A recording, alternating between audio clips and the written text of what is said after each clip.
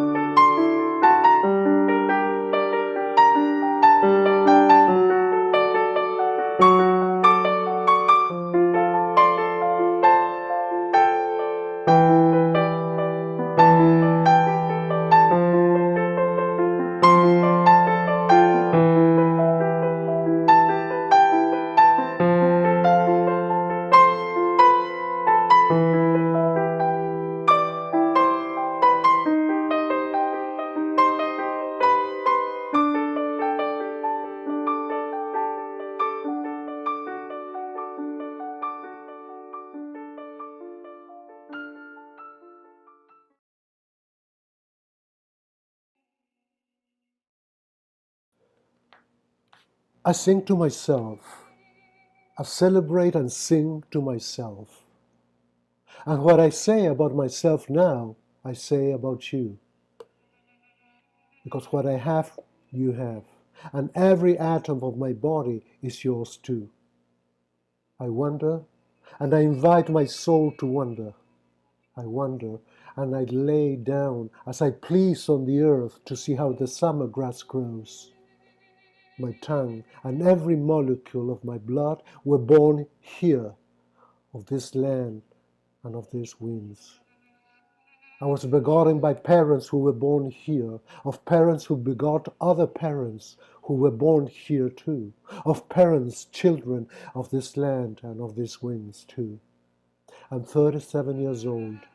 My health is perfect, and with my pure breath I start singing today. I will not finish my song until I die. Let the schools and creeds be silent now. Go back to your place.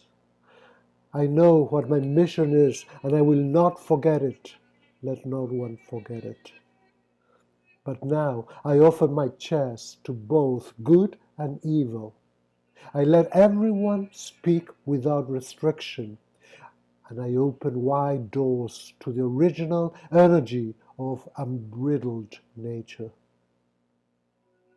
Do not close your doors to me, proud libraries, because everything that is absent from your crowded shelves and is, therefore, the most necessary, I bring.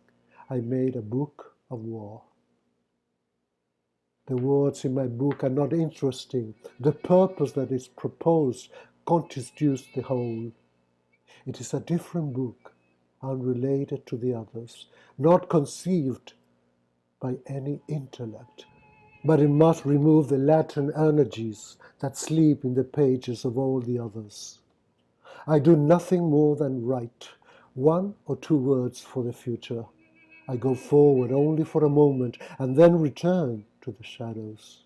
Always without stopping, I cast a random glance on you and continue, leaving you the task of testing and defining it. This is such a profound and realistic work, so vivid that I think that it was really misunderstood in those days, in its own time, like any other visionary artist's work, no? That transition of a change, death is a transition, part of the cycle of life. And that vendetta to blind beliefs, to religions, I think that particularly that is fabulous. The awakening of humanity, the eternity of the union with the universe. Generation after generation, parents, children, all one. Your atoms are my atoms. Your body is my body. Your essence is my essence. If you stop to think about this, it's 2,000 years ago, someone else said the same thing, no? And we still don't understand it. I find it fascinating when you can identify yourself with a story, no? With a poem, with another author, with your own story. Whitman was one of the first that tied my heart to the universe. Everything visible to the invisible. Everything visible, it's an emblem of something.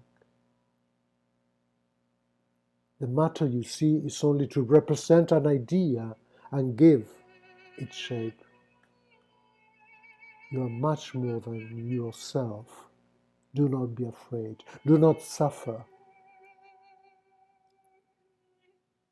And above everything, do not suffer for what does not exist. I am not the essence of who I really am. I transcend from myself. I transcend from the physical. I think that he shows in that simple nobility that he had, that greatness without wanting to show it. And he shows his suffering, his horror at this life that man has chosen.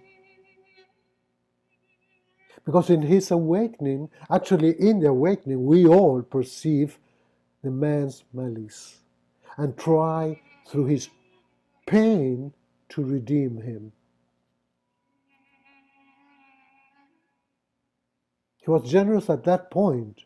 He tried to redeem others through his pain. We all go through this suffering of the truth, of reality.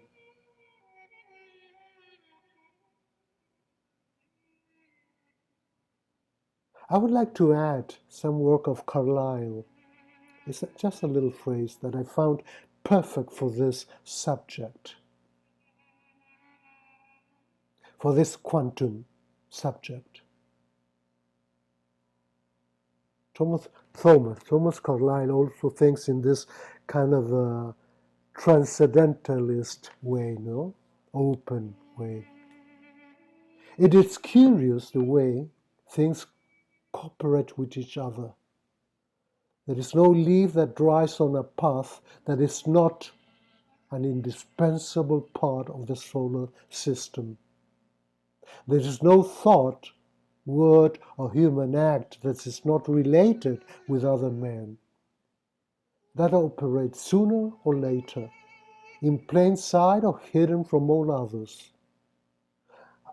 This is absolutely fascinating how this guy already saw the connection between everything. That connection that we insist in separate, no? It's there.